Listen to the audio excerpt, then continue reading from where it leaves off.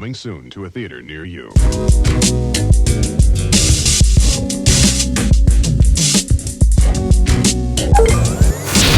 Yo, what's up, y'all? Episode 25 of the Real Ones podcast with me, your man, Mr. Marin, and my man, 150 grand RB. What's going on, brother? Nothing much, man. We here. Same thing. We pod just dropped this morning. It's always a good day when it's a pod day. Yeah, man. Look, man, I tell you, we trying to come at y'all every week, man. There's a lot happening now. You know what I'm saying? The summer is winding down. You know, the summer blockbuster movie thing don't hit the same anymore like it did back in the day. You know what I'm saying? It was some good joints that dropped, but that's winding down. We going into spooky season now. You know what I'm saying? We got the Brandy joint is about to drop. The what's it called? The front doors, something like. Right. And it's like if I'm not mistaken, I think I said last episode, it is like a racist old woman, right? Yeah, I think that's what that's about. Yeah, something like that. Yeah, I'm rocking with that this weekend. You gonna go check that out? I'm gonna watch it. You know what I mean? I'm just very curious to see how Brandy's acting skills is gonna be. Well, Brandy ain't bad. I remember.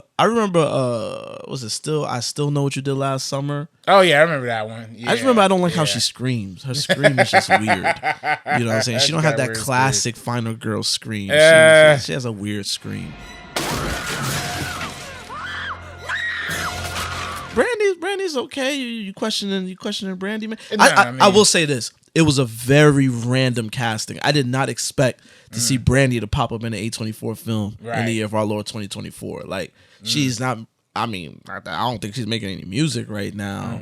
Just Brandy is leading a film, like that was random. And the A24 film of all that. Yeah. It's very interesting too. A24 usually does a good amount of like critic screenings and advanced festival stuff. I haven't heard too much stuff about the front room just yet. Maybe, I'm just hoping it's good. When you don't hear much, you don't get no pre-screenings and stuff like that. It's kind of like, we going, now I think about it, I know about the film because I know about it, but I don't think I've seen enough promo material for it. Yeah, I feel like that's been the biggest problem of at least the later summer movies we've seen this year, especially Borderlands. I heard Borderlands only had a marketing budget of $30 million. Lionsgate tapped out with that one. Right. I think you could already watch it digitally. Like, really? Yes. That's crazy. Yeah, I saw that last night. The Crow, they tapped out on that. Yo, my brother saw The Crow. He said it was a pack of ass, man. A 10-pack of ass. He said The Crow was a 10-pack of ass, man. This is whack. Yeah. I can't get jiggy with this shit. Yeah, that's what I heard. Like, I'm gonna say this. I never saw the original Crow. Yeah. Never saw the original Crow. I'm gonna be honest with you, I don't have much interest. Yeah. The OG one or the new one? Neither one. I have like really no interest. Shout out to Brandon Lee, R.I.P. Brandon Lee. You know what I'm saying? Right. It was on that film he died, right? Yep. I remember hearing about it as a kid. I remember it was like, yo, like this dude died while shooting this film, and I was like, oh wow. I don't care. You know what I'm saying? So I never really cared to watch the movie. And I heard from people that it wasn't, like my brother said it was a pack of ass. I heard it wasn't the worst, but it was very unnecessary. That's what I heard. I feel like we've seen a lot of movies these days that are like kind of throwing back to like the 2000s era of filmmaking. You know what I mean? Like just the real standard down the middle kind of. Yeah. I don't know if that was The Crow, but like definitely I heard that about Borderlands too. It was a very 2000s kind of action movie. And there's so many people. Kate Blanchett. Yeah. Jamie Lee Curtis. Right. Kevin Hart. Apparently they filmed that back in like 2021 or something like that. Yes, they did. Yeah. That is, yes. I remember by the time when I heard that they was finally dropping it, I was like, oh, wow. Like, I forgot about this movie. You know what I'm saying? And Eli Roth, right? Yeah, directed Roth, it. Yeah. So funny, when Borderlands came out, I follow this page. It's things called Physical Media _ on Twitter. And I guess Lionsgate put out the images of the 4K packaging. Yeah. I was like, just go ahead and drop that, bro. Like, just go ahead and drop that tomorrow. Like, ain't nobody going to go see this movie flop bad. Like, just go ahead and They already dropped most of its screens. It's only in like 1,000 theaters nationwide now. That's crazy because like last night I was in Apple store. By the way, I was in the Apple TV store thingy. Mm-hmm. Yo, they had a sale on 90s movies. Yeah. Like for $5. Really? Dog. Which ones? True Lies. Oh. I bought a few because I started cashing out. Like, I was like, because I love my physical media, but back in the day, especially like when I used to, come to see my lady, she lived out here, when I was living in New York. So when I used to come out to see her, I used to always have my big ass book of movies. That shit used to be heavy as hell on my bag traveling. But you know what I'm saying? I always just carry around my movies. Yeah, because we used to be like, yo, if we ain't gonna go to the movies, we have a little movie night at the crib, you know what I'm saying? But now with the digital joint, it's like, yo, I got all of that, backed all of that up, you know what I'm saying? So it's like, I like to have digital, for situations where I'm traveling. You know what I'm saying? I gave my brother it used to be called Voodoo, it's now called Fandango at home. That's right, yeah. I gave my brother my account. I was like, yo, whenever I buy movies, it goes there. Like, watch the movies I got. Like, you know what I'm saying? So, bro, I bought Little Rascals, 1994. I love that movie, y'all. I love that movie, son. Really? I quote that shit all the time. I bought Dead Presidents. They have that joint, and they upscaled it. So I have the DVD. And I told you when I was watching She Hate Me, that DVD on a 4K TV. Woo! That is rough. Squinting. Yeah, so the Dead Presidents I have is like, I don't really watch it that much, but now I got the digital copy. So I'm watching it. Halloween H2O. They got the 4K scaling of that joint. Really? Because remember Joseph Gordon-Levitt in that movie. Yeah, early Joseph Gordon. Yeah, this is fresh off of Third Rock from the Sun. Joseph Gordon-Levitt. And you remember, they dropped it. I think Shout Factory dropped the Halloween blue 4Ks in a pack. Oh, before like the Halloween ends or something like that. Or yeah. So it's like if you want H2O 4K, you gotta have the whack Halloween movies. You gotta get 4 or 5. You know what I'm saying? You gotta get all that whack shit to get H2O. Fuck that. Halloween H2O is my jam. Like I had the bootleg for that joint. I used to watch it all the time when I was a kid. Like I love Halloween H2O, so I got that on 4K, the digital. What else I get? Oh, I'm telling you, bro, and it's so crazy. The week before, like the week of my birthday, they had the 80s movies on sale. And I kept looking at it, and I just didn't strike on some of them. Born in the 4th of July, Oliver Stone. I love, I love Oliver Stone. That's my favorite Tom Cruise performance. They had that for $5. Yo, digital. Was it 4K too? No, it was HD though. You know what I'm saying? Still good. Yeah, I can live with that. I can live with that. Now, when it don't say HD or 4K, keep it. Right. Keep it. I don't know. Good Times. Why is Good Times not in HD? Like, yo, that's crazy. Those show. Oh, the movie. The show, the old show. Yeah. Oh, okay. I was about to say, damn, that movie is not on. No, they got that. That was been crazy. Crazy. Great movie, by the way. It's a chaotic ass movie. movie. The Safdie brothers and Robert Pattinson. Whoa, chaotic. That's another movie I need to buy digitally. And Benny Safdie was super dope in that movie as an actor too. Super crazy. Yes. But no, Good Times. I feel like all them shows, I think, because they were shot like on tape or I think they shot them on film, but then they they scanned them on tapes type thing. So and they don't have the original tapes. I've always said, it's sad, but there are definitely a lot of good AI. I don't want to say AI. AI is a dirty word. I'm not AI afraid or afraid AI. I'm not trying to do that. But they do have some good AI upscaling software out there right now. Okay. You know what I mean? If Peacock was interested, if y'all can't restore it any other way, I'm just saying, if y'all cannot restore it any other way, give me at least something, in 4K and have somebody maybe, quality control it, look over it. Make sure it James looks good. Cameron. All right, James Cameron. Yeah, I just say.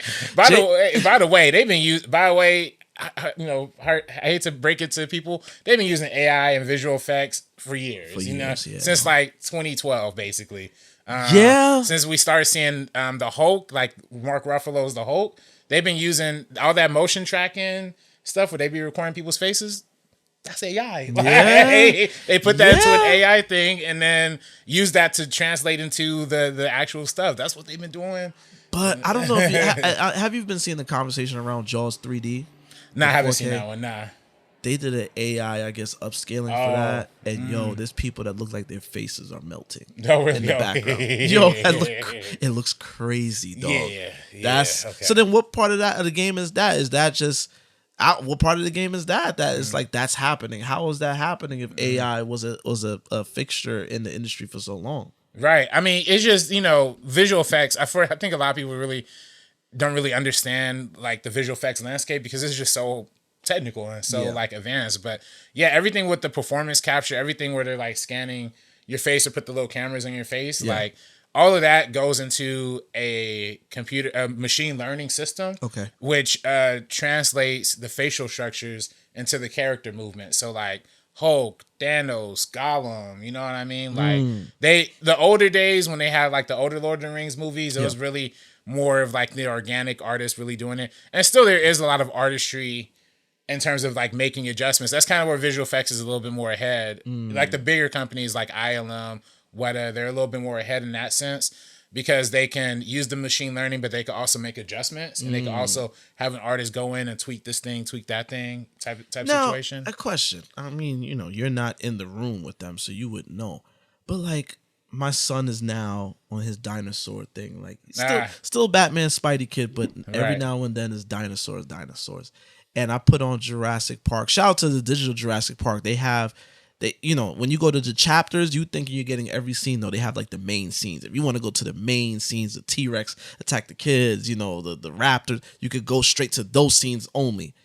And and I've been putting on the T-Rex joint and then the raptor joint, and he loves it. And I'm watching, I'm like, yo, the CGI was so good back in the day. Back then, yeah, it was, Why Jurassic World don't look like that? Why, you know what I'm saying? Why? What is going on? Like the practical stuff. Okay, I get it. They probably don't want to spend as much on it, and Steven Spielberg, who by the way I was watching an HBO Max documentary on him.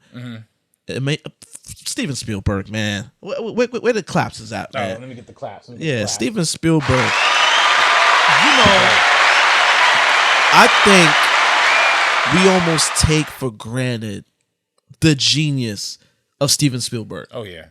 Like, we know he's around. We know he's made these big films. But hearing his story and how he got into film and seeing the old home videos he used to make, he went to, I guess in his town somewhere, they had a World War II hangar. Yeah.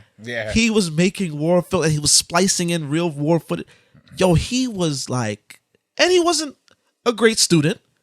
C student, he didn't, and that's something that I'm starting to learn with like hyper creatives. Like they're not really good students in school, so it's like your kids. And I'm saying this, it is kind of hypocritical to me because I'm on my kids' ass with with school, but like tap into something. Let them tap into something they're into. Don't beat the book over the head. Listen, I have my slip ups in school too. You know what I'm saying? I was good for the most part, but there was times I lost interest and I was more interested in writing and doing the more creative things. You know what I'm saying? I'm in class daydreaming about a scene of a film and I'm writing it down and the teacher comes to me, John, what do you think about that? And I'm just like, right. But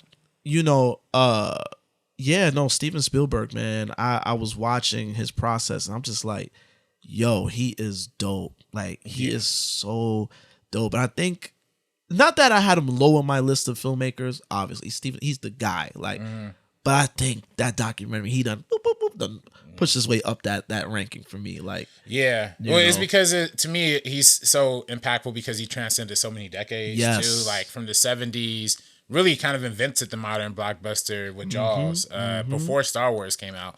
And then, I mean, basically almost any summer movie, a lot of summer movies kind of follow the Jaws formula almost to a T, right? Yes. And then not to mention, of course, like to me, my personal favorite, Close Encounters of the Third Kind. I gotta run that back. Yeah, that one is like, that one is just a little too ahead of its time where it's like an alien film, but it's also speaking to the intelligence of humanity, but the complexities of humanity. Go back and rewatch that one because and if you could find it somewhere, I watched it in film school on the big screen, and that's what really sold me. Not for nothing, I've seen it being screened around LA, and I just never really bit. I think next time I see it being screened, I'm going to the theater to see that. Yeah, that one's definitely classic. But yeah, obviously Indiana Jones. But then to me too, is also because there's filmmakers like Robert Zemeckis who uses a lot of technology. Yes.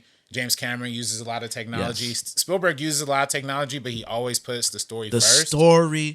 Exactly. I was almost waiting for him to drop that bar. I knew that's where you was going. technology is great. You could push the industry forward, but get that story. You know what I'm saying? That's where the people are locked in. Like, you completely sell the entire project with the story. When people start to identify with it, I told you I went to go see E.T. My brother almost shed a tear, man. Yeah. Even into today, like modern era. Yes, that truck got a little too real. I was like, yo, I forgot how real this joint is. Yeah. You know, the scene, and you know, I thought this to myself while my son is watching it. The scene where the T-Rex pops up in Jurassic Park. That film was made in 1993. I done seen that film so many times.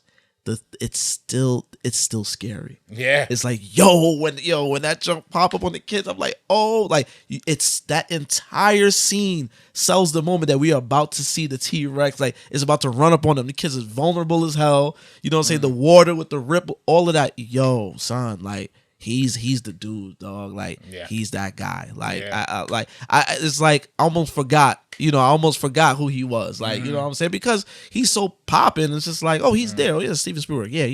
Right. You know what I'm saying? But it's like, you know, I hate to say this. I always thought George Lucas was overrated. I always thought George Lucas, like, he just... Star Wars, yes. Right. But see, when it comes to them prequels, directing them actors, you know, he's tough. Yeah, he don't got the deep bag that I thought he had because Star Wars was just so lit. Like, and also Indiana Jones too. He wrote the Indiana Jones. Okay, series. Okay, so but see, Steven directed. He those. directed, exactly. I think I might have to put Steven Spielberg over George Lucas, man. Oh yeah, definitely. As a filmmaker, definitely, 100%. I think I was letting Lucas rock with Star Wars for too long. You know what I mean? Like, I haven't seen American Graffiti, right? So I don't know.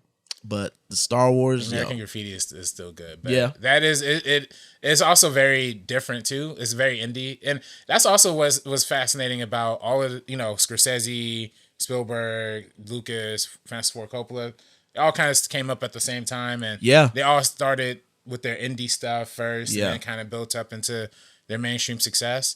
But what's very fascinating is that George Lucas's indie film almost doesn't. His indie films almost don't even feel like a lot of his Star Wars and stuff like that. I mean, he had THX, which was like kind of a dark sci-fi film, kind of dystopian. Yeah. And then he had American Graffiti, which is like a very 1950s nostalgic. Yeah. I guess in some ways that is kind of Star Wars, like the mixture of both sci-fi and nostalgia, I guess, But he did Red Tails, right? He produced Red Tails, yeah. Okay. Yeah. Red Tails. You didn't like Red Tails? Red Tails, I guess the point was to be corny. Yeah. You know what I'm saying? I couldn't get... Who directed Red Tails? I would love to know who directed that, but I know I couldn't get past Redman's terrible country accent. Like, bro, you from Staten Island, dog. You can't even force it. Right. Who directed that? Anthony Hemingway. What else did he direct? I gotta look into that. He did some TV stuff recently, American Crime Story, the OJ series. I love that. That was good. He's been doing a lot of TV stuff lately. Genius, MLK. Oh, he did that. Okay. Yeah, so he's been doing some good stuff. No more films. You know how those things go too, though. It's like they get a TV director, and probably Lucas was over his shoulder the whole time. Yeah, right? Everything was super fake. Yeah, they filmed the whole movie in front of a green screen. Yeah, you already know. It was. Yeah. I couldn't. Red Tails is definitely one that I went out my way to see that. I remember I was living in Jersey at the time, and I went all the way into Manhattan to go see it with no car. So you just train? Bus and train. Oh, okay. Yeah, I made sure to go all the way. And I left that one kind of feeling like, oh, okay, I saw it. Right. You know what I'm saying? Right. I didn't. It didn't really grab me, but yes. If you was in school, I was in high school or middle school, one of the two during that time, and it was definitely one of them Black History Month like field trip type situations. Yeah, definitely was an afternoon school, afternoon special, just like 42. Another cheap little after. 42 was weak, man. I just, I like 42. Yeah, it was weak, dog. I couldn't. You know, like Harrison Ford being Branch Rickey. Right. I mean, it wasn't so much that. It was just the story because I don't know. Maybe because I'm, living in Brooklyn and also know Jackie Robinson's story. I just felt like it was watered down. You know what I'm saying? Like, I feel like, because, you know, the racism he dealt with was kind of crazy. I mean, it led to, you want to be technical, that stress killed him early. Yeah. You know what I'm saying? So I feel like, you know, and you know, and it's funny because this is kind of when I'm going to go into asking you, but me knowing that Spike was involved with the Jackie Robinson shit before, and then seeing how that played out, and I know it could have been a better movie if Spike did it. Yeah, you know, way better. Oh yeah. Same how I feel about 1992. Your boy Tyrese. Talking about Lionsgate. Yeah, your boy Tyrese with the weirdest rollout ever right now. Crying on the red carpet. Crying on Breakfast Club, talking about his fake jewelry. He get on Shay Shay and said that he stank. You know what I'm saying? Wait, he said he like. Yeah, he was like, I rushed out. So I'm just letting y'all know if y'all smell something, that's me. It's like, okay, like then doing that ignorant ass Asian hate bill rant, questioning Kamala, like, he did that too. Yeah, just terrible. Just it's Tyrese, man. He got CTE, man. Something wrong with his ass. Can't stand his ass. But that film, you know, one of my boys, shout out Dev, my son Dev, he always listens. He's just like, hey, you got to go see that movie, dog. You got to go see 1992. You got to go see it. And I'm just like, no, you go enjoy that. You know what I'm saying? Are you going to go see it?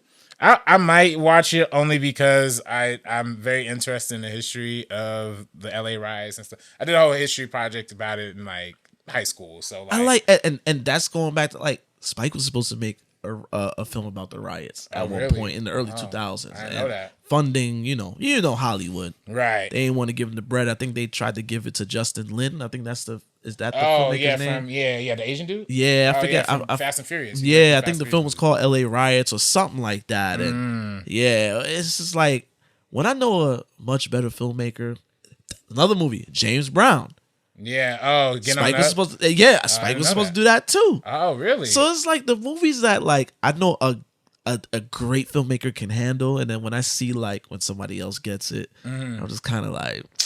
And especially as like a white guy getting it too. Yeah. Because you said Get On Up 42, and then what was the 1992, which is not the same script Spike was going to do, but I'm just saying like he was going to handle that riots type of story, right? So it's like anything I see that's not that, it's just kind of like right. I mean, you know, I hate to sound like I'm biased or I'm like, you know what I mean, but it's just like I know it could be better, right? Somebody else can handle it much better, right. Now if John Singleton RP, if he was alive, that would be the LA riots movie I would want to see. Yes, you know I would be first day center row for John Singleton riots narrative. I 100% would be. You know what I'm saying? 100%.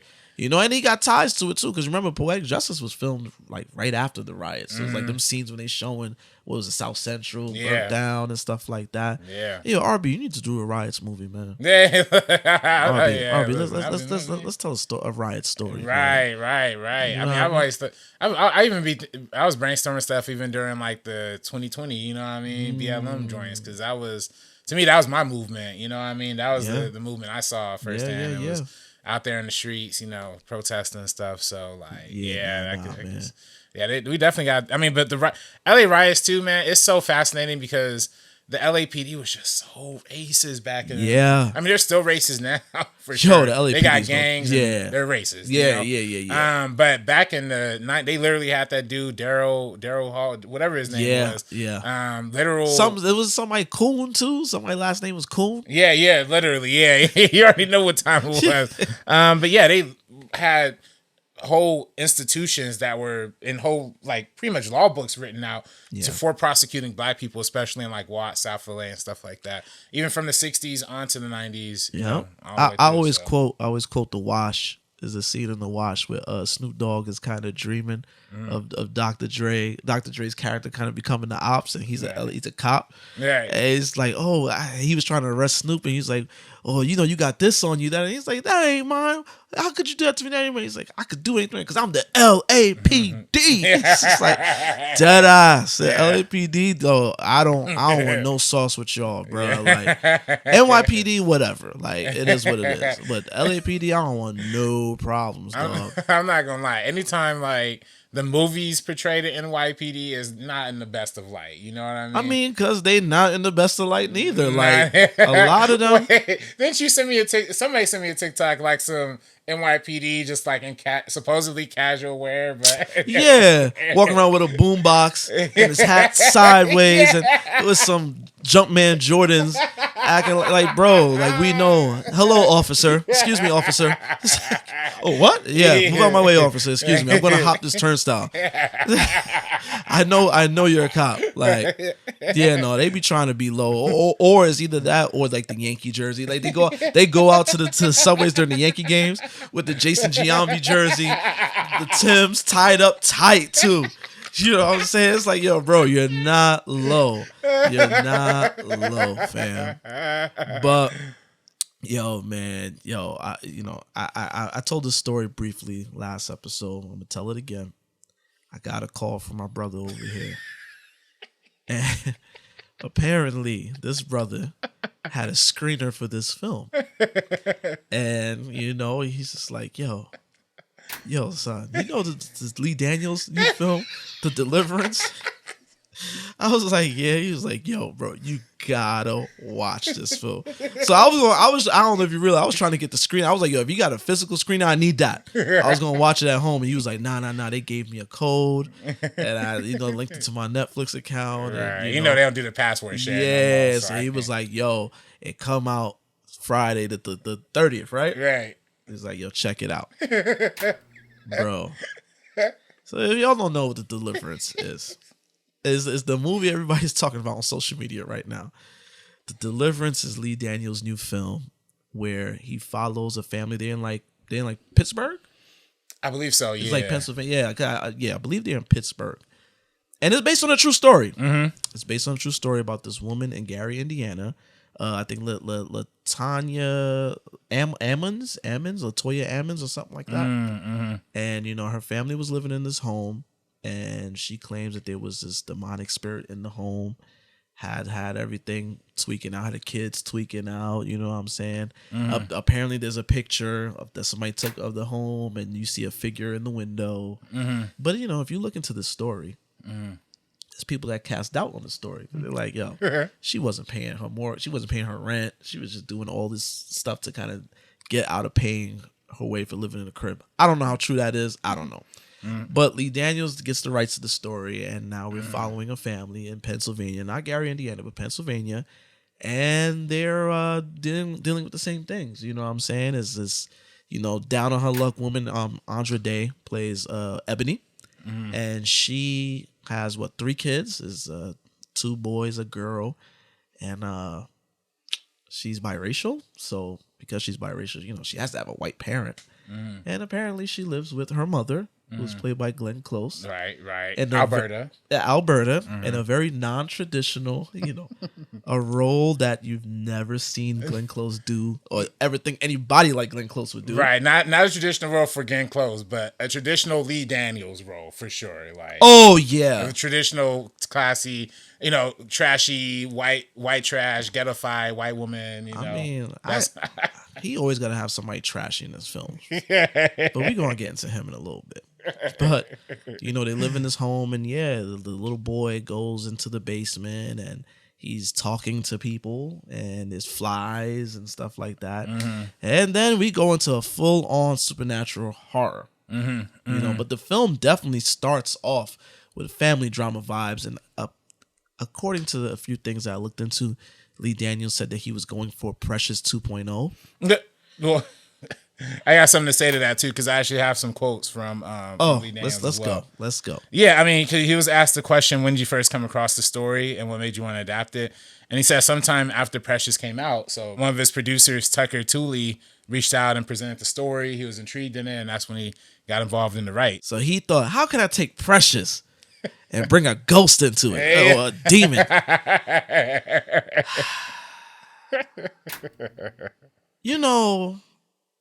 Now that I think about it, I don't think I like any Lee Daniels film. Really? Not even The Butler?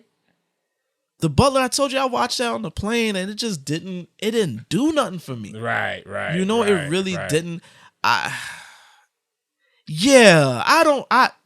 Yeah, I don't know, man. I don't think I like anything of his. This film, again, it started off like a family drama. I was locked in. I was like, all right, let me see where this is going. Right. We got to start questioning that Academy Award nominee title above Andra Day's name. Wait. I'm gonna go there. Whoa. I did not buy her performance at all. Really? As this. I could not. I felt like, and I don't know if it was the script that failed her. Dang. It could very well be the script. I just could not buy her as this angry, troubled woman. And I don't know, because she's so pretty. I don't know. Like, nothing was coming across like, yo, like she's killing it right now. Dang, man, that's crazy. I mean, well, I'm a little bit flipped on that. I'll say this, like, saw the movie. I liked it, you know what I mean? And that's why I called you, because I did like most of it, I'm starting to think you an agent of chaos. I just think you like chaotic shit. Yeah, I do. That's kind of a perfect way of like describing my film taste. Yeah, I like chaotic stuff. I do love Andra Day's performance. That's the one thing I probably like disagree with you really on. Yeah, I thought she was great in it. She's magnetic. Even I watched it a couple of times. I even watched it again last night, and I'm just like super locked in. There's even one scene in particular I even wrote down when she's trying to stop Monique from like getting inside the house to like check up on the kids, and then like it's just like a close up on her face. It's after. We're gonna talk spoilers, y'all. Spoilers on Deliverance. If you listen, it's the number one film on Netflix. Right. It's all over social media. Y'all know about it. You already saw the fun parts already. Probably. Yeah, y'all definitely saw that. You're right. By the way, I have an interview with Caleb McLaughlin coming on the Geeks of Color YouTube channel really soon. I already edited it. It's my fault. I have to write the article, but it's going to be up real soon. Is he promoting this movie? In that Caleb McLaughlin. Yeah, we talking about it. You know what I mean? We talking about it. It was supposed to be, we talked about it. Okay. Yeah, we actually had a fun conversation about Kendrick Lamar in that interview as well. Dope. And then, of course, you're working with Lee Daniels, who was the creator of the hit rap TV drama Empire. So if you had a rap persona, what would your name be? How would your flow kind of go? What would kind of be your style? Oh, I have a name for everything, but yeah, Centric would be my rap name. Okay, Centric, Blue. So then I'm kind of guessing, is it kind of more that like trap kind of sound, like new age kind of sound kind of situation? Nah, it's the old school. Old school. Like the real OG, like the Kendrick vibes. You know what I mean? That's what I'm talking about. Real album artists. I watched Kendrick perform last year at One Fest, and he's a rapper, but he's really like a singer at the same time, a real performer. I'm like, he needs to be on Broadway, because I've been on Broadway, and that was a Broadway performance. I saw him. Sorry, sidebar. I was at the one hotel on Sunset, and I saw him. Oh, really? Coming out of a car. That day, I saw a lot of celebrities that day. That was like, I don't know what was happening, but now I think about it, I think it was the Golden Globes was happening. Oh, okay. I saw a lot of celebrities that day in particular. Like I went down to Beverly Hills, saw Dave Chappelle came up. So it was a lot of celebrities around that day. And what's my man from Everybody Hates Chris? Tyler James Williams. He was it was so funny when I saw him. He was in Beverly Hills with a do-rag on, and like he was like some hood dude shit. But I was like, hey, that's my man from Abbott. Yeah, but he was low key talking on the phone. But yeah, sorry. No, that's not that. I just LA imagine. Shit, y'all. Right. When y'all come to LA, it gets like that. You see them sitcoms. There's like the one episode where they go to LA and they bump into mad celebrities. Yeah, it'd be like that sometimes. If you're in the right spots. Yeah, if you're like in Beverly Center or like. If you come around the right time of the year, if there's like award season, if there's like award show, and let's say they doing some last minute shopping, and they be out shopping, sometimes it be them, not their side, but it be them sometimes, right? But yeah, sorry, go ahead. No, that's real. No, and but yeah, no, it was a good interview. But yeah, the scene after he choked out his little brother, and then for one, I thought he was dope in it. I thought Andra Day like. Coming to the door like after just being shooken up by that and trying to be like, yo, Monique, don't come in the house, and it's just like a long take on her face. I thought she was good. That's all I'm saying. I liked her performance a lot. I thought Monique was good. Monique was good. And her one scene where she's kind of giving her backstory, I thought that was a real powerful scene. Which I think Monique is uber talented. I just hate the fact that she's in her own way, but that's a whole nother discussion. She's uber talented though. Yeah, right. I think she's very talented. Yeah, I thought all the cast. For me. Glenn Close was like laughable. I can smell your nappy pussy. let's get into Glenn Close real quick. Before we go forward, let's get into Glenn Close. Right. Your man Lee Daniels. Let me pull up a Lee Daniels quote regarding Glenn Close. And this is where he really shoved his foot in his mouth. Yes. Yes. Regarding. I have all the smoke for him, and I got a lot of thoughts about this. At Lee Daniels ENT. This is Lee Daniels himself on Twitter. Every black person knows in Alberta. She's part of the fabric of our community. But we've never seen her on screen before. Thank you, Glenn, for bringing her magnificently to life. Oh, boy. Oh, boy. Did Twitter have a lot to say about that? That was actually funny. Yeah. Because Twitter was like, quote, retweeting that and was putting examples of other like white people that like, you know what I'm saying, I guess black, like, you know, the token white person in black projects or whatever. Right. The fabric of our... I don't know any Albertas in my life. I don't know about you. I don't know. I know I don't. And the fabric of our community... Now, I've seen Albertas. Right. I've seen Albertas. Right. And usually when black people see Albertas, it's either they know her, or they're like, what's this white woman doing? Just cut it out. Right. You know what I'm saying? Right. Funny enough, there is an episode of Atlanta where Donald Glover's kind of making fun of the Alberta types, like the black women who be listening to R&B and be and listen to all black people. And it's fun. It's, you know, listen, it is A-okay. I'm not saying nothing wrong with that. You can't do that. Right. But and I know for a fact I went to school. You know what? I went to school with a potential Alberta. It was a white girl named Alyssa. She used to, and it got so bad. Even the black people that was around was getting annoyed with her. They were like, this girl's too ghetto. Look at her. Look, her fucking titties out. Shit, always got somebody. Face all painted up, doing way too much. When you got hood rats like, she's too much. She had the flight jacket. The jeans with the forces, the black forces, red hair, and her personality was like on 20, and you could tell she was trying to compensate for being around black people. Right. Now Alberta seems genuine, but shout out to hair, makeup, and wardrobe. They are funny for what they did to Glenn Close. Son, when I first seen images of Glenn Close, I said, wait, what? And then the fact that he centered her so much, like he's almost promoting the film on, you got to see Glenn Close. To the point where if you go on Netflix Twitter page, she's the cover picture. Really? She's the cover picture, and the bio says Lee Daniels delivered. I'm not bullshitting. Wow. It's almost like this black ass movie just took a whole backseat to a ghettofied Glenn Close. Which shout out to Glenn Close. I also think it's funny because last time I saw Glenn Close was at the Oscars doing the butt.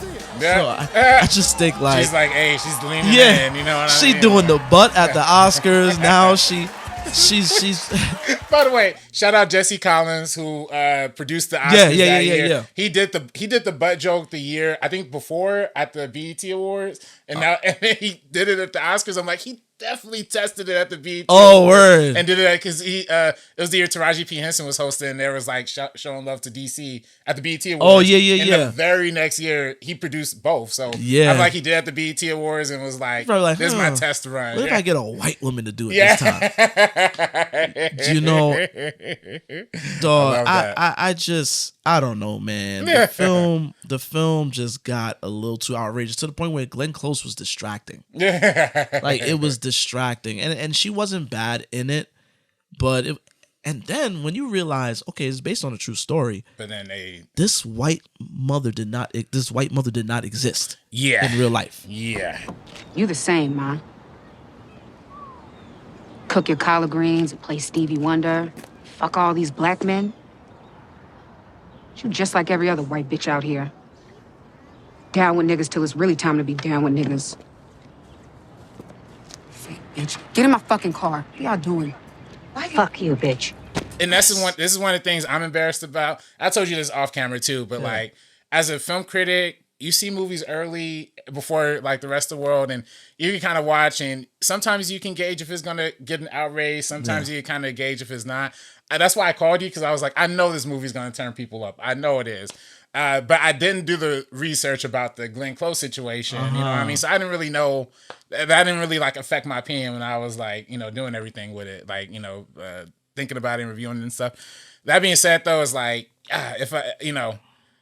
if I'm taking all the creative licenses out of it and just looking at it like not as a based on a true story thing, because so many horror movies do the based on a true story and it's like not close. Yeah. If I'm just looking at it as a pure movie, it is a little trashy. It is a little exploitative. It's right. It is like a horror movie version of Precious for the first like hour and 30 minutes. Yes. To me, it was kind of working. Like when it was that, I thought it was the idea of like having a haunted house in the hood that is kind of turning up this family. It's almost like a dark hood version of The Shining a little bit. That's why I thought it was going. Like, they're living in this house. Now she's getting abusive to the kids. Now the kids are like going crazy, laughing in class, throwing poop at teachers. Oh, that shit was crazy. Yeah. Like when you go into that, I'm like, yo, this is good. Like, look, listen, RB, I ain't gonna hold you. It had my attention. Right. When Glenn Close wasn't distracting me, it had my attention because I was just kind of like, all right, like,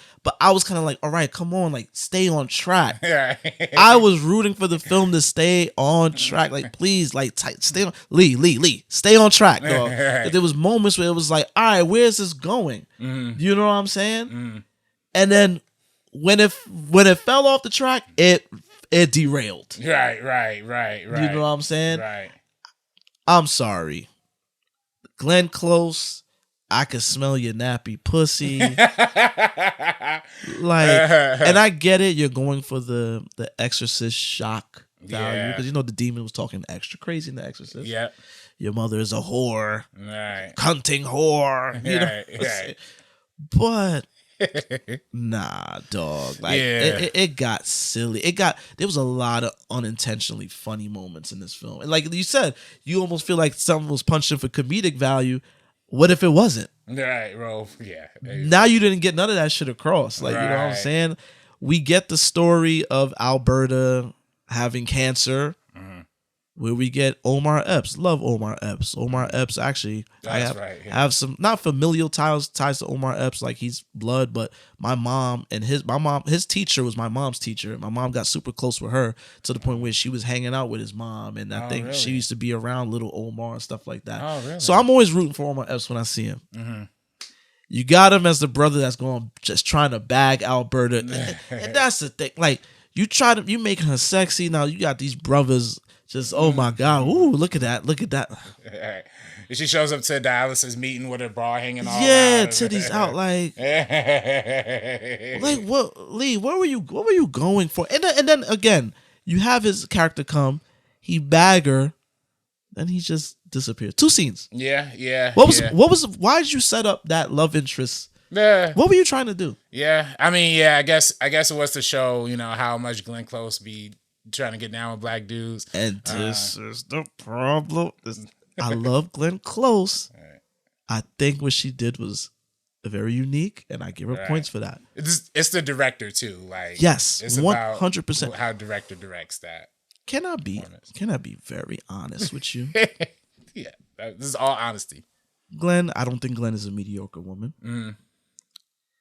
But I just feel like some Negroes love to put white mediocrity on this platform. Love that. I don't know, man. I just feel like everything he was trying to do, like she's stealing the show for all the wrong reasons. Yeah. I mean, she definitely is doing a lot. Again, I was personally enwrapped by Andra Day's performance as well. Even my mom, and by the way, this is what also I had a fun appeal about this movie too. Go ahead. This is definitely, I told you this on the phone. It's The Exorcist for Black Christians. You know what I mean? But here's my question. Right. Who was this film made for? Because if you want to say black Christians, which ones are we talking about? Are we talking about technical Christians like you and I, or are we talking about Big Mama and them? Because if we talking about Big Mama and them, I have a cousin that got off some takes. Now, this cousin of mine, she is definitely a distant cousin. I don't know her like that. You know, Facebook, you know, oh, what's up, cuz? Let's add each other on Facebook. Cool. She's very much Christian. The same type. I mean, my mom isn't like, oh, my mom was extra Christian. I don't want to say extra. My mom hated calling herself religious. She did not like that. She said religious people are weirdos. Like she dead ass said that. But my mom definitely was a faithful servant. She was definitely Christian.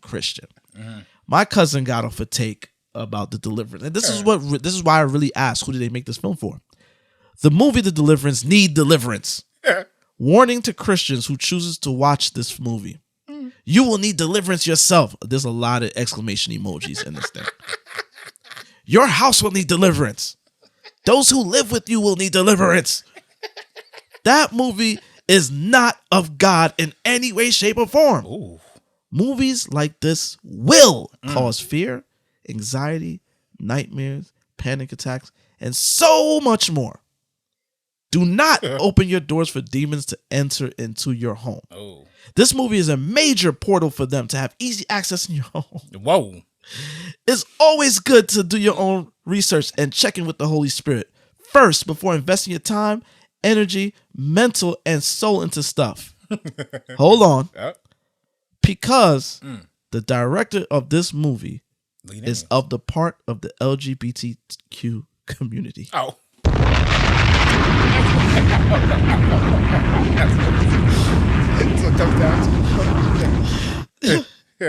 Which means his thoughts and ideas when creating this film is not from God. Oh.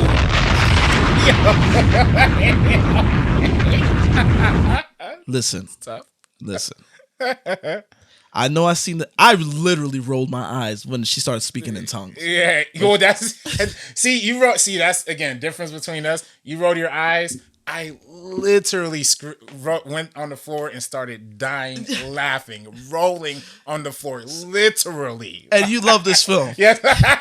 You know it's a shit show, RB. You just trying to be political. You know it's a shit show. I love it, man. I rebuke you, Satan. In the name of Jesus. She starts and then it pauses a little bit and then it just cuts to like this epic montage with the music going crazy. I'm just like, this is the most visual. I've never seen tongues portrayed visually on screen like this. And allegedly that was not scripted. Oh, really? Oh. Allegedly it happened in real life. And allegedly the AD said, dude, are we supposed to cut? He said, no, let this happen. This is a powerful moment. And then wait, so Andra Day did that like on the spot? Oh, yes. she so you said she can't act, she do it. You saw Denzel when he was playing Malcolm X. He said he got enwrapped with the character. He started saying words and making up a speech you didn't even know. Denzel gave a generational performance as Malcolm X. This Andra Day performance ain't generational? Hell no. Hell no. This movie, this shit is ass. This shit is trash. I'm sorry. I'm not feeling this joint. Where is the clip? Where is the clip? Not that one. Listen, you want to know how I feel about this film? This is whack. I can't get jiggy with this shit. I cannot. I'm not watching this joint again. I'm gonna be real with you. I'm not gonna watch it again. Yeah. This is bad. Yo. Oh, well. You know, somebody said something funny about shout out to Chris Stuckman. That's one of my favorite YouTube reviewers. He said something about Long Legs. Right. Nicolas Cage performance in Long Legs. He was like, if this movie came out like about 10, 15 years ago, they would definitely take Nicolas Cage scenes and do a supercut and just make the film look funny and stupid, and it'll ruin the entire thing of the film. This is a film that's happening. Well, right with the Glenn Close scenes. The Glenn Close scenes is like it's now a meme. Well, yeah. I mean, those things are. I mean, again, I'd had no way of knowing that before watching it. Again, you say you never watched. You're not gonna watch it again. I watched it multiple times. So I had some fun with it. Multiple's crazy. Yeah, just like again and I have fun with it almost in two separate ways. Like again, the first hour 10, when it's like. I always say it was like The Shining meets Precious. When it's that formula, it's working, it's cooking. I'm like, okay, I can see this. And then it goes into black exorcism, like black exorcism for black Christians. And it's like, okay, now I don't really mess with that. But again, I'll also say this too. I'm not like a lifelong horror devotee. You know what I mean? And I told you that in the last episode. I grew up in a time after 1999, Blair Witch Project. And particularly after Paranormal Activity in 2007, nothing but found footage movies was getting released theatrically. Found footage or torture porn. And then, when I was young, The Ring came out and like all these other classics came out, but Blair Witch, The Ring, I wasn't old enough to consume them. And when I was like an adult, everything in horror was just trash. And even the most recent, again, I know you thought the movie was okay. I didn't like the most recent Exorcist movie that they did. Oh, no. I didn't like that. Oh, you didn't like that one? No. Okay. The beginning. Yeah. And that's another thing. Like, that's another issue I have with this film. And it's more so with the genre as opposed to the film specific, like exclusively. Mm-hmm. Just the Exorcist tropes and shit is tired. Yeah. It's tired. Yeah. Like, let it go. Let it go. Because it's like, he was literally taking pages out of the original Exorcist with the vulgar demon, right? Jumping on the wall, like a spider. Yeah, that was weird. When it got into that, it got cartoony and foolish. Yeah, and I was like, I wasn't into it. But again, when she came out, started speaking them tongues, I was like, okay, I'm back. So like, now y'all know how corny this mug is, and I feel like it was a little bit self-aware, a little bit. So you look at it from the standpoint of it being self-aware, like it knows it's just playing around. Yeah, and it's okay. Dare I say, so bad it's good. So bad is good, but then also good performances from like a lot of the actors. You know what I mean? For me, like So Bad is good plot wise, but then Andra Day's great. Kayla McLaughlin's great. Demi Singleton, who's the daughter. She's great. And also Monique. And also Aunjanue Ellis-Taylor. Yeah, she's only in it for like literally a couple scenes, but even her little scene when she's giving her backstory was like also great too. So you always want to get a good performance from her. Yeah, you always want to get a good performance from her. I just think Andra Day was. I did not sell her as this troubled woman. Didn't sell her. It just looked like. Did you like the Billie Holiday movie though? Did you watch that one or? I'm gonna be honest with you. I haven't seen it. Yeah, that was pretty good. That was but I know shit. Is that Lee Daniels as well? Daniels as well. Yeah. And I was like, she showed full everything. Like she was showing everything in that movie. Yeah. Maybe I do need to go see it. Maybe I will check it out. Yeah, right. But that one, this woman's trouble, but Billie Holiday in that movie was like going through it. Yeah. Well, Billie Holiday's story is very tragic. Yeah, very, very. And tragic. That's Lee Daniels' alley. He's like, it's some tragic trauma. Woman. Yeah. What is trouble in the black woman? Yeah. I want to be the voice of the black woman. Right. You know what I'm saying? And bro, it just. I don't know, man. And again, I'm just so conflicted because I like Glenn Close, and she's not bad in this film, but it's just like. Her place in that is really it was forced. It was legitimately forced. She did not exist in real life. And then you call her the fabric of the community. It's just giving. Listen, man, if I get off some more takes, we might need a Patreon so we can really let off how I really feel. But I think y'all can kind of piece together what I'm trying to say. I'm just trying to keep it as calm, without offending anybody. But it's just, we just got to cut the bullshit, man. Hey, I just feel like we just this fascination with Negroes in the cookout, man. Oh, there's a lot of Negroes. It comes down to that Justin Timberlake conversation we had that one episode. It's like Negroes just love a white person they can invite to the cookout, man. And they think that is they think that's blackness. Yeah. I don't get it. You know what I mean? I don't make them ghetto-fy them. Like, they down. Like, nah. Like, look. If he had just thrown her in the film, and wasn't boosting it the way he was, like, yeah, that's where, yeah, I wouldn't have a problem with it. But it's just it's almost like, fuck my film. Watch this. No, watch Glenn Close just eat it up. Just let's look. I'm making her look like one of us. Right. Like, and that's what's also funny too, because they were definitely giving this movie an awards play type situation, because they did release it theatrically for 2 weeks beforehand. And yeah, and you know, also too, just behind the scenes, Netflix, they do screeners a lot of times, sometimes, but they only really push screeners super early if it's like something they really think is like gonna either hit or they think is gonna be like an awards contender. And yeah, the fact that they showed it in LA for 2 weeks before it came out, the fact that they did mad interviews for it, and I also think, look, you watch the trailers and read the descriptions, they'd be like Academy Award nominee Glenn Close, Academy Award nominee Andra Day, Academy Award winner Monique. You know, so they really pushing like Academy Award nominated director Lee Daniels. Right, exactly. Listen, I don't look. Yo, bro, his films are dirty and disgusting. Have you seen The Paperboy with Zac Efron and Nicole Kidman? Yeah. I heard about it. I'm telling like, he's one of them filmmakers, bro. I just tap out when his name is attached to something. Right. I'm not into it. Everything is trashy to me. I'm telling you, he's like Tyler Perry with a budget. Right. Yeah. There's literally a scene when what was it? Yeah, yeah, that's right. Nicole Kidman gives Zac Efron a golden shower, and see what I'm saying, man. See what I'm saying? He is sick. Something's wrong with him. I'm not. Why is Nicole Kidman giving Zac Efron a golden shower? You know, and then Halle Berry in Monsters Ball. You know, at one point in the 90s, we all fantasized about Halle Berry. Oh yeah. Oh, we all did. But yeah, not that scene. But he put her in such an uncompromised position. That was just. It was a woman vulnerable, just damn near poverty stricken. Do you know what I'm saying? Right. Bro, did he do Monsters Ball? Yes. Oh, he did. Oh, did he directed that? Yes. Oh, dang. Oh, I didn't know that. Oh, broke as a motherfucking joke. Right. Her son died. Dang. Diddy. Oh shit. Diddy was in that movie. Oh, he was. Diddy was the dude that was on death row. Her man. And that scene is just long and just ugh. Yeah, it's nasty. Billy Bob Thornton railing her. It's just like, I don't know. That's another one he's kind of playing like a weird guy with a weird accent too. Like, super weird accent. Yeah. Billy Bob. What is Billy Bob doing nowadays? He just kind of fell off after the 2010s. It seems. Yeah, he was in a good season of Fargo on FX. He was in a good season of Fargo.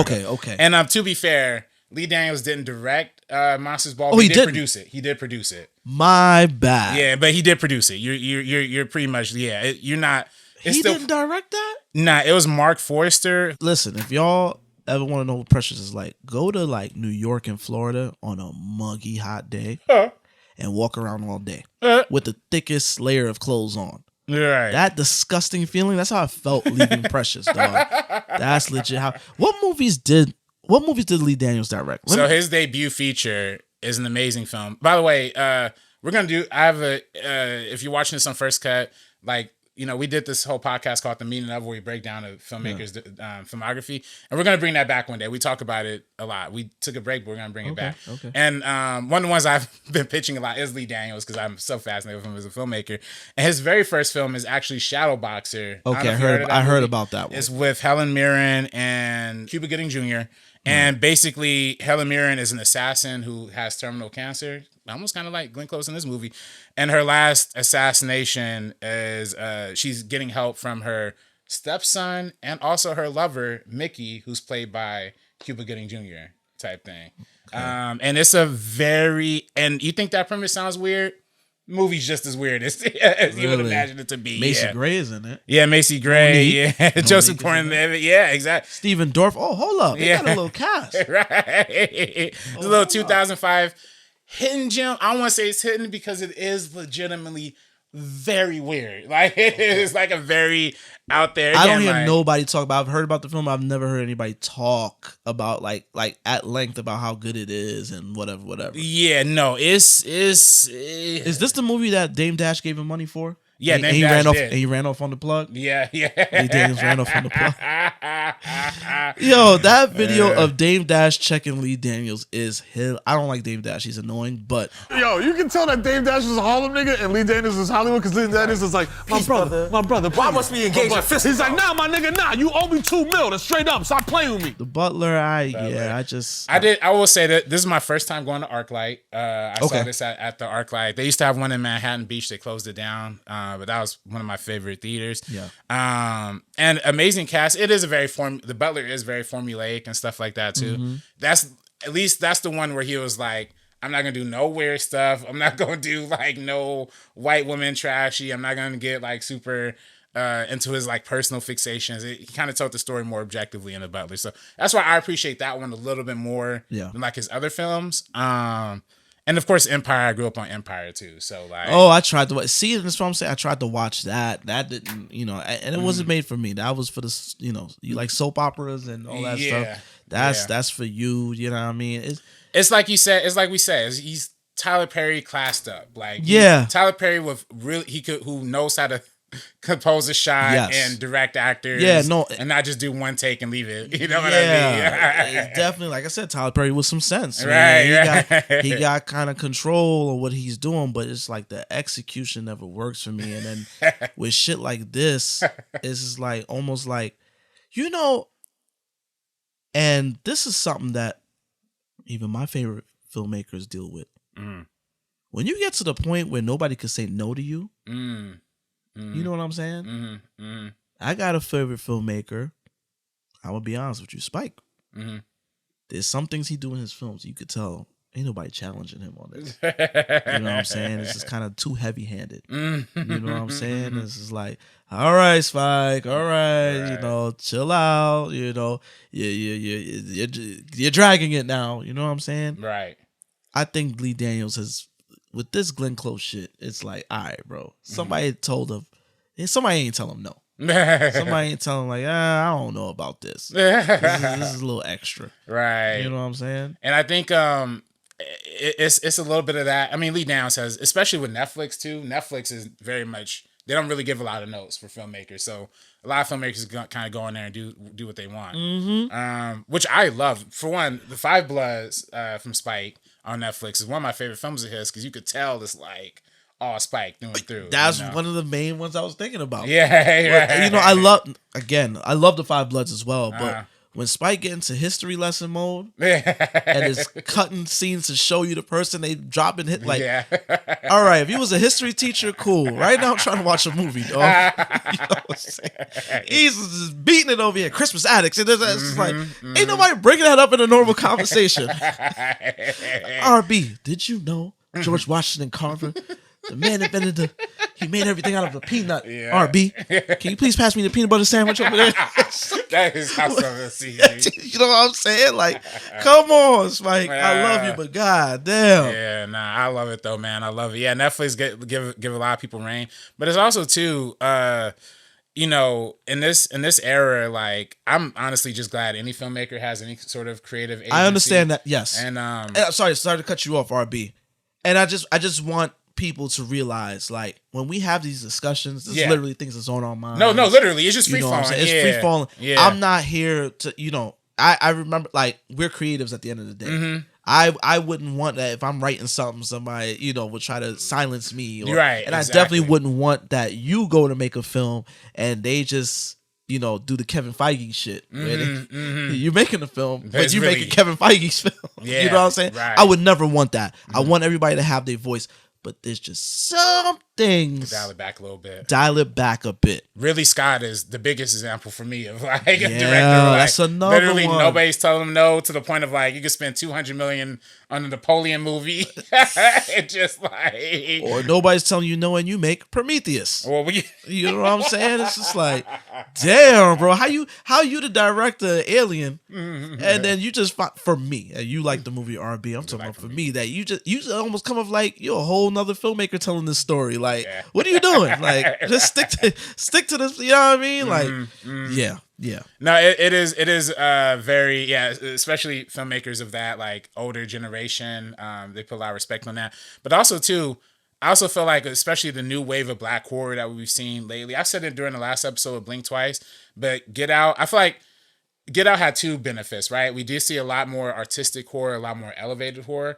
I also feel like we have a lot of filmmakers who are just doing horror for the sake of horror, or being like, oh, they think it's easy, because Get Out is such an easy, it's not an easy movie, right? But I know what you're saying. Jordan Peele handled it so gracefully that it makes it seem like, oh, anybody could do this, you know? When you elite, that's what it looked like. Right. Michael Jordan made that shit. He made that turnaround fadeaway look easy. I tried that shit and I got dizzy. I tried to do that shit. I said, oh, I ain't Mike. Right. Yeah, that's real. And that's what Jordan Peele did. Yo, speaking of getting busy, I'm getting dizzy. Saw that Twisters, man. 4DX, man. Let me know, how was the 4DX? Oh, boy. For one, I told y'all before, I didn't really love 4DX when I did it in like 2017. That was distracting, especially for certain movies. Twisters, though, it was like made for 4DX, dog. Made for 4DX. Of course, like the wind blowing and the water effects, like it's all hidden. Did you come out drenched? I didn't come out super drenched. No, it wasn't super drenched. Okay. But they did like but it's even the subtle things that you wouldn't even like think about. Like for one, when there's like lightning going off, there's like lightning like effects that they have like inside of the theater. So it's like lightning goes off on screen and it like perfectly timed. I'm like, oh, this is nice. The movements, of course, like the chair moving is the biggest attraction for I feel like 4DX. And I was annoyed during Logan because, like I said, during the car scenes it was like but in Twisters it was like anytime they're in a car, it was mostly silent until like they had to turn up or do like a car chase or do something crazy. Then it was like, oh, now we're jerking, driving, you're inside of a tornado. It was dope, man. It's like they really put their full force into making this like a full 4DX experience without it being too much. Because there's even times when it's just normal dialogue scenes, you're just sitting normal, you're just sitting completely still, and I appreciate that too. Because like, I'm not trying to have it be super. Yeah, that's overwhelming, right? Overstimulating, with that's just too much going on. You know it's like distracting. But this was like the perfect blend of like not being distracting, while also like integrating perfectly into the type of movie. So it's clip, right? I can't. Yeah, fortunately, Beetlejuice is coming out this I'm looking forward to that. Yeah. Me and my daughter's gonna go see that. I'm looking forward to that. Right. Now, that's gonna be hype. What will really happen with the Twisters release though is because they set it for July 19th and hope to originally to do a long amount of 4DX. But unfortunately, Deadpool and Wolverine was originally supposed to come out in May. They pushed it to July. And they came out the very next week afterwards. God damn Disney, man. Disney fuck. Sorry, Disney. I ain't talking too much shit now. I need that Disney paper. Yeah, no. We want them Disney ads. Yeah. Sure. I need a Disney ad, man. I told you last week, man. I want to be on Disney Junior reviewing movies with my kids. Oh, that'd be nice. Yeah. Hey. Disney Juniors presents Mr. Marin and Mila watches the movies. Like I would love be them commercial segment. Them little segments they have in between commercials. I give y'all a quick take movie review, man. Listen, Disney. I don't want no problems, brother. I don't want no problems. Right. The mouse don't play. The little bit of time I work with them, I was like, oh, the mouse don't play. Right. Yeah, they don't play, and they legit hear everything. You know what I mean? Like they'll go and find some stuff. But I will say though, Disney, they pretty fair because like we'll be mad critical about Disney on this channel, and they'll still invite us to some stuff sometimes. So like, shout out Disney. Shout out Disney, man. I don't like that joke that y'all had Deadpool make at Disneyland. That was crazy. Yeah. Who got that off? That was. I'm like, I wonder if the actor had just improv that or was that. Nah, man. If y'all don't know what we talking about. I don't know if y'all heard the story about the woman that passed. What was it? How did I think a woman or I think a woman's husband had passed away, and then she had tried to sue. The husband had passed away at Disneyland. At Disney. So and then she tried to sue Disney about it, but because in the Disney Plus terms and conditions. Disney Plus. They pull that shit out the ass. The terms and conditions of Disney Plus. They, she or he, I can't remember which one it was, but they weren't allowed to sue. Right. You can't do arbitration because of the Disney Plus terms and conditions. And then they backpedaled that. Right. But then somebody, whether it was the actor or somebody on the staff, Deadpool is now in California Adventure, part of the Marvel thing.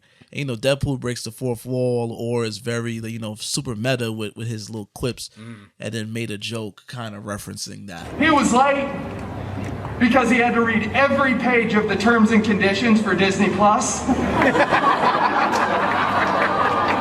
Oh my goodness. That was done in poor taste. That was nasty work. Yeah. That's nasty. Come on. But this RB, you be having smoke for Disney. It's kind of assy Disney smoke, man.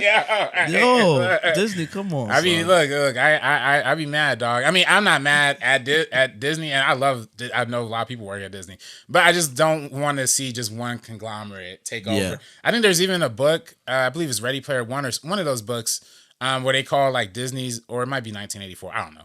They call movies Disney's. You know what I mean? Oh, like, damn. I would vouch for that, but I haven't read 1984 in so long. Yeah, I can't remember which book. It's one of them like dystopian kind of books. Okay, yeah. But they instead of calling movies, they call them Disney's. That's I feel like crazy. We're steadily getting closer and closer to that mindset. Didn't Apple try to buy Disney or vice versa? Yeah. And that got clipped. Now Apple TV, or Apple Studios, they're not doing no more theatrical releases. Hey, man. Y'all better do at least one more theatrical release for 2025. If you know which one I'm talking about. Y'all better do that one. Don't play around. Right. That needs to be in theaters. No, facts. We'll talk about that when it got to. Yeah. We'll talk about that in due time. That joint needs to be in theaters for 2025. I need to see that. Yes. Yeah. But I'm really tired of streaming services just dumping their black movies on streaming now. Like, the Supremes. I don't know if you saw that one on Hulu. I heard about it. I heard it's actually really good. Yeah, it's okay. It's pretty good. The Supremes at Earl's. At Earl's. It's a long title. Yeah, something like that. I did watch it with my moms, and it's a good mom movie. You know what I mean? Ninth Wonder. I think it was Ninth Wonder that got on Twitter and was like, yo, you know how we talk about classic black movies in the 90s? He was like, this one restores the feeling. Right. No, it definitely is. It's like that. It's a cool, half of it set in like 1960. It's about this group of three women friends, Aunjanue Taylor Ellis, Uzi. I see Mekhi Phifer, isn't it? Mekhi Phifer, yeah, he's playing one of the husbands of the women. And Sanaa Lathan. Oh. So it's a cool little, they're the main three. They are friends that were like friends since childhood, but they're convening because the owner of this restaurant, Earl's All You Can Eat, like had just passed away, and that's like the restaurant they used to hang out at all the time. So they reconvene. They kind of flash back and forth between their lives now versus their time in like the 1960s. And it's a cute little movie, man. I will say. Are they playing the Supremes? No. It's not the actual Supremes. They like the owner gave them that nickname because of all three. All three is hanging out together. Yeah, got you. So the title is a little bit misleading.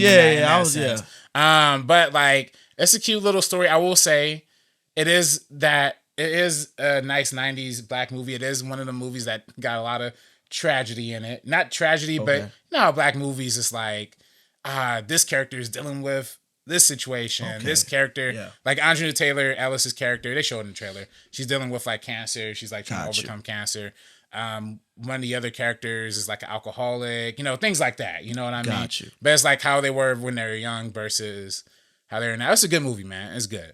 Okay. Where is it streaming? It's on Hulu or Disney Plus. Yeah. Okay. Well, like I warned everybody when the streaming thing picked up. I was like, going back to Spielberg, he predicted about the box office situation.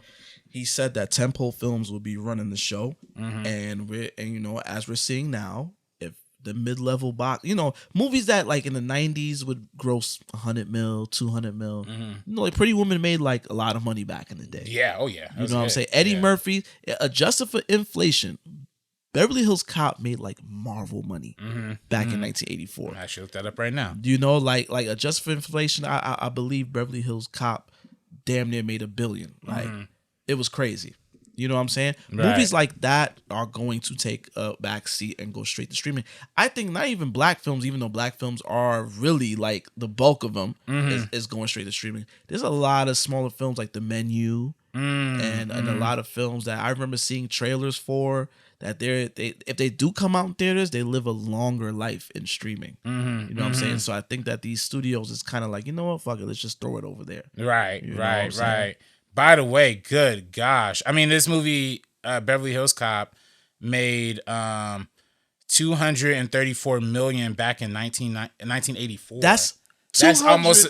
I'm trying to find the adjusted figure, but I'm pretty sure 230 something. Let me. That's almost $1 billion. Let me put this into perspective for you. You know how cheap movie tickets were back then? Yeah.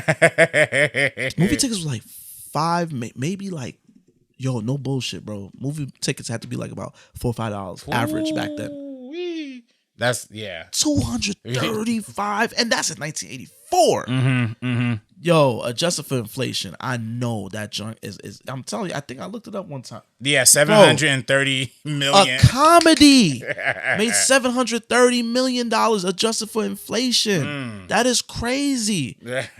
We are long gone from those days. Yeah, and the fact that 730 million adjusted for inflation in 1984.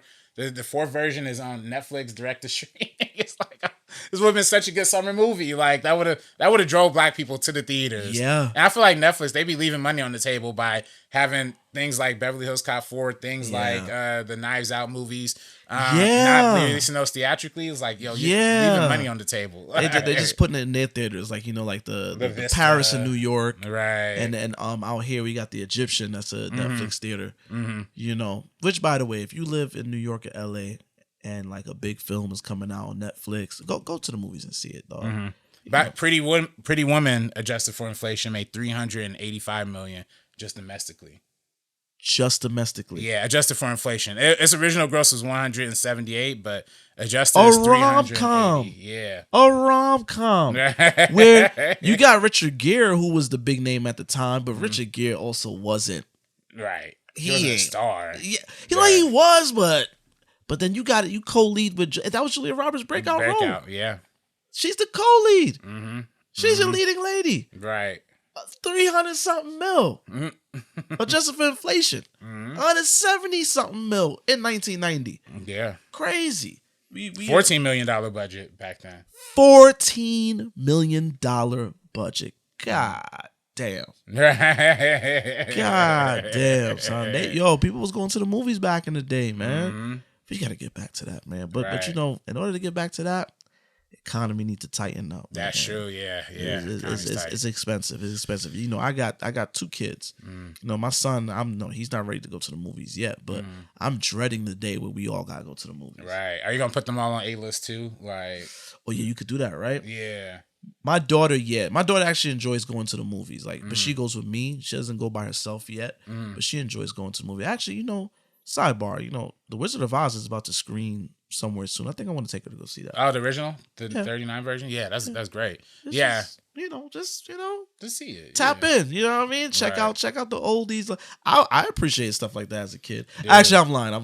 Yeah. I'm lying. My mom made me go to an Alvin Ailey dance show, and I was just sitting there like, but in hindsight, I appreciate it because she was trying to expose me to the arts. You know what I'm saying? Which I do take a liking to the arts. So my daughter, you know, I should take her to go see that. You know, get tapped in with the films that culturally are important. Yeah. Not necessarily our culture, but I'm talking about like overall. No, because it was definitely my great grandma who put me on to The Wizard of Oz way back in the day. Like, because they used to always show it on like ABC, you know? Yeah, well, see, you know, as a kid in the 90s, you know, they used to always show that like a certain time of year. Yeah, would always show that. My grandmother put me on to real shit. She put me on to like 70s films and stuff. Oh, really? Black You Love Sugar Hill, Dirty Harry films. Shit I was not supposed to be watching, by the way. But I tell you, also my grandmother put me on the Carmen Jones. I learned about, you know, Dorothy Dandridge and then The Bad Seed. You know, I watched that with the little white girl that was bad as hell, killed somebody, and then she was, like that shit. That's like one of my favorite films. My grandmother put me onto that shit. You know what I'm saying? So, you know, I'm just trying to, you know, keep that tradition going. You know what I'm saying? Yeah. Gotta pass on to the next generation. You know, you got these little kids that, you know, they don't care about none of this shit. And it's a shame because I always say that in order to move forward, you got to look back. You know what I'm saying? That's real. But you know, you got these kids that just they don't care about nothing. They just saying ignorant shit, don't want to do their homework. You know what I'm saying? Just hot takes all day, just with just ignorant. You know what I mean? Nah, I'm not trying to have my kid grow up like that, man. Yeah. School's been closed for too long, man. You know, get them kids back in school. You know, even on their days off from school, take their ass to school somehow. You know what I'm saying? Make them watch some shit. Like, no, you gonna learn. Right. You know what I'm saying? But nah, man. And but you know, there's a lot of good movies. They have so many good, especially in LA. You know, it's like the hub for like revival screenings. Yes, that's one thing I love about living in LA. I honestly love about being out here is that there is a culture where like revival films is like a thing. Like actually, you didn't put me on, But I was being nosy and seeing that you liked something on Instagram, and that put me on to the Revival Hub LA page. Oh, yeah. I was looking for something like that for the longest because I'm like, yo, every time I was hearing about certain screenings, it was too late. And I was just like, how does people know about this shit? Right. I know you signed up to American Cinematheque and all that stuff, but I don't feel like checking my emails all the time to find out these things. Literally. And that page put me all the way on. That's how we got to see Crooklyn. I heard about Crooklyn through that page, and like I said, Wizard of Oz I saw on that page this morning or yesterday. Oh, okay. And I was like, yo, I've never seen. I've kind of seen bits and pieces of it. Oh, really? But I've never really sat down, locked in, and watched it. I watched The Wiz. The Wiz, yeah. You know what I'm saying? But I haven't really sat down and watched The Wizard of Oz. So I was like, I might take my daughter to go see that. That's so funny because for a long time, I was the exact opposite. Like, I had seen the original Wizard of Oz mad times, like super mad times. And then it was just last year that my girlfriend put me on to The Wiz, you know? Really? Yeah. The Wiz is good, man. It's not perfect. Yeah. But it's good. It's a much darker version of Wizard of Oz than I would have originally thought. But it was still like mystical. And by the way, I didn't realize how many cultural songs came from The Wiz. Yes. Get on down, get on. I'm like, yeah, that was from that. Yeah, cool. Michael Jackson's The Scarecrow. Yeah, he was singing it when he was in The Scarecrow. He was like belting. Can't win. Yeah. You know what I'm saying? My son Nipsey Russell as the Tin Man. But that film bombed back in the day. Oh, it did, really? Big bomb. It bombed OD. Sidney Lumet. Yeah, Sidney Lumet. Yeah, exactly. Classic. Yeah, it bombed. They put a lot of money into that film. It bombed. It bombed back in the day. Ooh. Yeah, man. But y'all check out The Wiz, man. Check out The Wiz. I'm really looking forward to October and get my scary, spooky movie bag, man. Yeah. My daughter's asking to watch Insidious for some reason. Yeah. Like, I was like, all right, cool. You want to show her the red door? Fuck no. That movie is terrible, dog. Oh my. I was just ranting to her about that. She's just like, oh, really? I was just like, yo, this movie is boring. I'm like, nah, Insidious and Insidious 2, yeah, like those are the ones to run back. You know what I'm saying? Conjuring. She was asking me to watch The Conjuring 2 the other day. Conjuring 1 and 2. Yeah. Yeah, the second one I wasn't vibing with. With the nun? It did introduce the nun. It sure did. Yeah, that one was good. I didn't like Patrick Wilson singing halfway through the movie. He was singing halfway. Yeah, he got on the guitar. He was like, yes. I'm bored. Come on, let's move on. Like that I didn't like that. And it wasn't bad. It just was just a tonal shift. The Devil Made Me Do It. Oh, that last one. It was just. I heard the next one is about to end the series though. Oh, really? Which is good. That's good. Yeah, they need to wrap it up. Right. Bring back James Wan too. Like, bring him back. Yeah, wrap the shit up. Yeah, get him off the Aquaman. Get him off the Aquaman. Yeah, please, for the love of God, man, save my man. It's like, that's my guy. I like James Wan, man. He's like one of my new favorite filmmakers, like specific genre filmmakers. He's definitely one of the ones for me. You know what I'm saying? But I'm looking forward to getting to the spooky bag. I know September just started, but I'm already looking forward to October, man. Yeah, even October for comes out Smile 2 or Smile 2's coming out. Another concert set horror movie this year. But I'm really excited for October, especially Joker 2 though. I still don't know what this movie is about. Right. Still don't know, but guess what? They got my attention. Right. I'm gonna see it. It looks very ambitious. Yeah. So because it looks so ambitious, I think I'm gonna have to. You know what I'm saying? I heard they dropped a new trailer. You know my rule. Right. I ain't watching no more trailers, man. Right. And I know it's closing out the Venice Film Festival.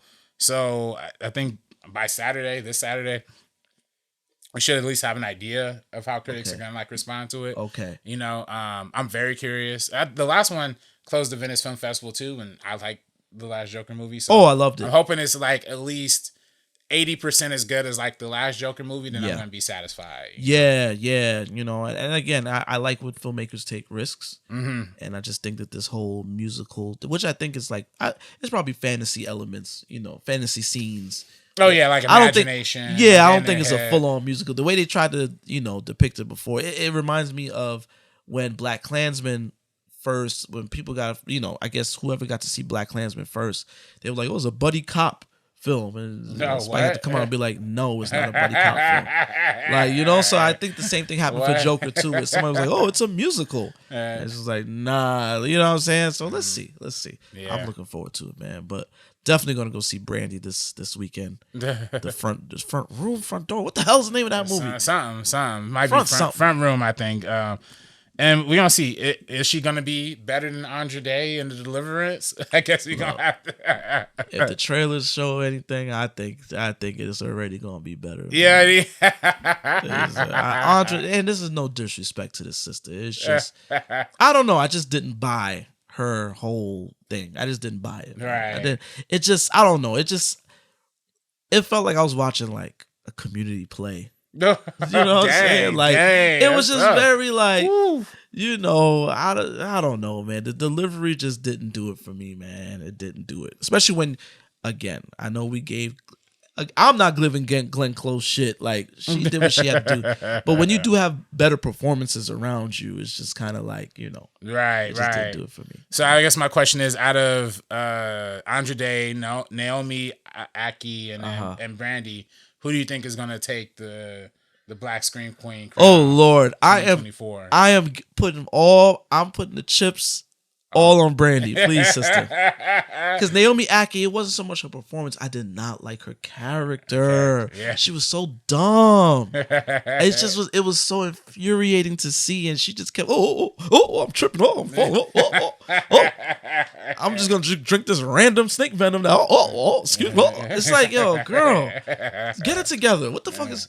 And then, you know, when you find out the twist, it's like, you done been here before, girl. What the fuck we doing? Like, do you know what I'm saying? It's like, but I'm Brandy, please, my sister. We're ready for her to deliver. I need you to do it again. The Brandy shit was so random. I did not expect to see Brandy leading a film in 2024, but I'm here for it. I'm gonna go check it out, man. I'm gonna go check it out. Yeah, now we gotta check that out. And last but not least, before we close out, I just want to read a few comments again. Yeah, let's read the comments. Make sure if y'all are watching on YouTube, comment on this video. Yes. And if you're watching on if you're listening on Spotify, you can also leave comments as well. Somebody commented on our Robert Townsend clip where we were talking about how he had Marvel Comics to do Meteor Man comic book. Somebody said, I love the movie growing up, Blast from the Past. Another commenter said, what about Spawn? I mean, Spawn, you know, was a black hero too. Yeah. But I feel like Spawn is definitely a black superhero from like a white kind of, you know, kind of coded especially movie. You know, it's so funny you say that. I was watching a retrospective on the film Spawn, and apparently, you know, in the comic books, both Al Simmons and Terry, oh god, I forget the character that was his best friend that ended up with Wanda, his wife, they were all black. Right. They were all black. Right. And apparently New Line Cinema and producers said, we don't want people thinking this is a black film. Really? Cast DB Sweeney, I think, was the guy. It was like, yeah, we need a white man here. We don't want people thinking this is a black film. Really? That's crazy. Yo, they're gonna find a way to not put out our. They're gonna find a way to just, which is so odd to me, because there's literal statistics that show that black folks buy up a lot of movie tickets. Right. We are mass consumers. Why don't they want to give shit to us? Right. And I'm sorry. Did Spawn do big business? Nah, I don't think so. So it's like, you did all of that. Let me see. You know, because it's like you did all of that to then just do middling business. Right, it's okay. It did okay. It did $89 million worldwide on a $40 million 89 budget. Worldwide. Right. It's no Blade. I mean, Blade made me? $150 mil. It's also no Still though. It didn't bomb as hard as Still. Oh well, Still, yeah, no, right. Still. That didn't have. That was never going to. That was never going to win. But you know, the film, it made 54. So you made this Spawn film to start this franchise to compete with the Batmans and all that stuff. And you made 57 or 54 million domestically. Right. All while trying to say, oh no, we don't want to sell this to black people. Let's not sell this to black people. Look, played yourself. Now y'all in development hell to make another Spawn movie. Todd McFarlane lying every damn month. Oh, I got another one. I got another one. Jamie Foxx is gonna play. I got another one. It's not happening, dog. Well, Jason Blum did show a script called King Spawn. Let's see if it happens. Right. It's been almost 30 years since Spawn. Right. So whatever. Yeah. It's because is that a DC? It's just their own. It's Dark Image. Horse Image. Yeah, that's right. I'm like, man, they just throw me a Deadpool movie real quick. It's up. No, I'm just kidding. And then somebody commented on the M. Night Shyamalan, on the Trap clip that I put out. Great movie about a loving father and serial killer about being trapped on the light and dark side. Yeah, that's real. That's real. And then Marco Veneria, I can't pronounce that last name, commented on our Michael, when I put the clip of Anthony Hopkins saying that Michael Bay was a genius. He said, what a gigantic bull sheesh. Sir Anthony Hopkins said he's better than that. You know, this came down to a paycheck, honestly. Yeah, they definitely say that shit. Right. And I know you that check to clear. Say that. Yeah, nah. Literally. You already know how that goes. Yeah. I know you have some spice for some people who's getting at you for the Eddie Winslow. Hey man, situation. Yo, you know, and these comments was damn near a year ago. Yeah, I said what I said about Family Matters. The show is ass. It's corny. It is what it is. Like Eddie Winslow can't sing. It is what it is. But you got people talking about, oh, you don't like it because this is a positive black family with there's two parents in the home. There's no violence. Run that back. Yeah. You got the run the clip. Yeah, run the clip. I hated that show. I hated fam. Even when I was a kid, I hated that show. Yeah, Urkel got on my nerves. Cause Laura was playing Urkel all show, like ain't showing no love. Then Urkel was annoying. Very annoying. Eddie Winslow, his non-singing ass, he was singing with Tracy Spencer in that one episode. Listen to this, y'all. Treat me this way. Listen to this shit. I want you Ew! to love me for who I am. Yo, man, pause that. Ew!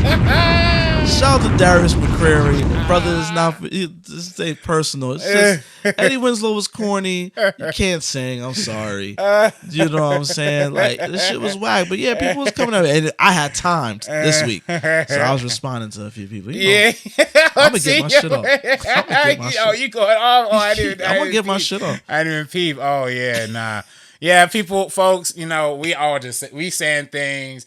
I wish people would just listen to the full episode. That too, because remember there was somebody else with the Under the Cherry Moon clip.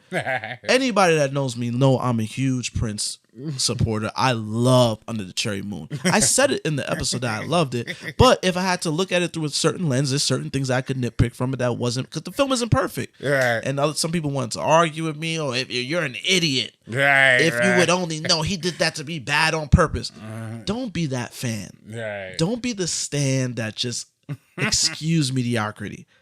If you're a real fan of somebody, say it. Like, yo, this wasn't hitting. You know what I'm saying? One thing about me, I'm not a stan for anybody. Right. And then if I do get a little on the bottom, I'll tell you straight outright, like, yo, I love this a little bit more because I know it's bad, but I love it. I'm not going to force it on anybody else. Right. You know what I'm saying? Watch the episodes. Listen. I know listen to clips. We take the clips. The fun parts. The fun parts. You know what I'm saying? But we want to bring you in. Don't just be getting off hot takes off of some shit that has no context. Like, remember the Quentin Tarantino joke? That was a war. A good 2-week war. People misinterpreted what I said. I was talking specific. And to be fair, I always say this. You summed up the perfect Tarantino argument in like 60 seconds. That was what that was. Like, listen, MrMarinKnows, yo. I be knowing. You don't have to agree with me. But then let's not talk race. Let's not get that crazy with the response. Relax. Let's not talk race about Tarantino. Oh no. We gonna talk about that. But I'm talking about the response to me. Don't the N words and all that stuff. I had some nasty DMs. I got called the F word that's a few letters and it's not friend. Oh no. That's how crazy it got. Oh no. I was like, all right, y'all wilding now. Yeah, they super. And then this sister on the Eddie Winslow thing gonna talk about. He don't got two parents in the home. Oh yeah, with both parents. Shut your ass up. Shut the fuck up. Fuck you and Eddie Winslow for that, bitch. Anywho, that was episode 25. We gonna end on that note. That shit got me tight all over again. This room hot too. I'm getting tight. Yeah, I'm gonna see y'all next episode, man. This is Mr. Marin, MrMarinKnows. You can catch me on Twitter, on Instagram, Real Talk Film Society on Instagram. Check out the Real Talk Film Society YouTube page as well. I have a playlist of, shout out to First Cut. First Cut is holding it down for us, but I also have a playlist with all the episodes. Oh, nice. Cool. Come check it out. And then I got some little nuggets in there. I'm going to get back on my shit, though, with my quick take reviews. I got to get back on it, but I definitely have all the episodes on a playlist there. So, nice. Check it out. And RB, let the people know where they can find you. You can find me on Twitter and Instagram at Director RB3. And stay on the lookout, man, because your boy might be putting together a little crowdfunding situation real soon. Yeah. We're gonna definitely highlight that whenever you ready, RB. Yeah. We're gonna let the people know, start a whole campaign and all that. If y'all rock with us, y'all gotta rock with what we doing outside of the pod. You know what I'm saying? So, man, fun episode, We got some more to talk about. Leave your comments about the deliverance. Yeah, in the comments. Yeah. Come on, black folks. I know y'all be having smoke for me. It's crazy. I'll be going up for my brothers and sisters. Y'all be having smoke for me. That is so crazy to me. It be your own people, but it's all right. I love y'all. I'm gonna do like Moniz. I love y'all, babies. My babies, my sweet babies. Her condescending ass. I don't believe none of that shit she be saying. My sweet babies. Her spirit is dirty. Oh, she has a listen. That's a whole nother conversation. Monique just rubbed me the wrong way sometimes. It's, very talented sister, but goddamn, her spirit is very unclean. But whatever. All right, my babies. I'll see you next episode. Peace. Coming soon to a theater near you.